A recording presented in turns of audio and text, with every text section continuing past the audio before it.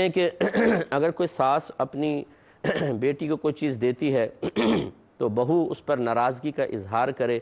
یا اس طرح کی ڈیمانڈ کرے کہ جو بیٹی کو دیا وہ بہو کو بھی ملنا چاہیے، تو کیا یہ صحیح ہے؟ لیکن بالکل غلط ہے،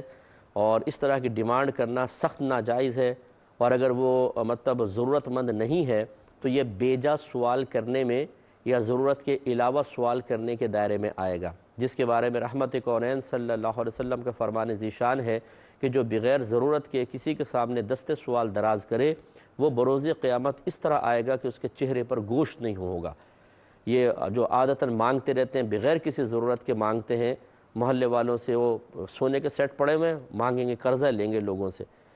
پراپرٹی ہے اسے نہیں بیچیں گے، لوگوں کے سامنے ہاتھ پھیلاتے رہیں گے، یہ بلا ضرورت کویسچن کرنا ہے۔ تو یہ جو بہو جو کہہ رہی ہیں کہ جو بیٹی کو دیں وہ مجھے بھی دیں، یا بیٹی کو زیادہ کیوں دیا مجھے نہیں دیا، یہ بالکل بیجا سوال ہے اور ناجائز ہے۔ یہ کہاں سے یہ مسئلہ نکالا کہ ساس اگر بیٹی کو دے تو بہو کو دے؟ ساس کی مرضی پوری زندگی بہو کو کچھ نہ دے، بیٹی کو کچھ نہ دے، اس کی مرضی، وہ بہو کو سب کچھ دے بیٹی کو نہ دے، اس کی مرضی۔ تو یہ بالکل بیجا کویسچن ہے، یعنی بیجا مطالبہ ہے۔ تو اس لیے بہو کو چاہیے کہ پہلے شریعت کو سیکھیں، پھر کسی کے عمل کے اوپر تنقید کریں، ورنہ بسا اوقات ہم بڑے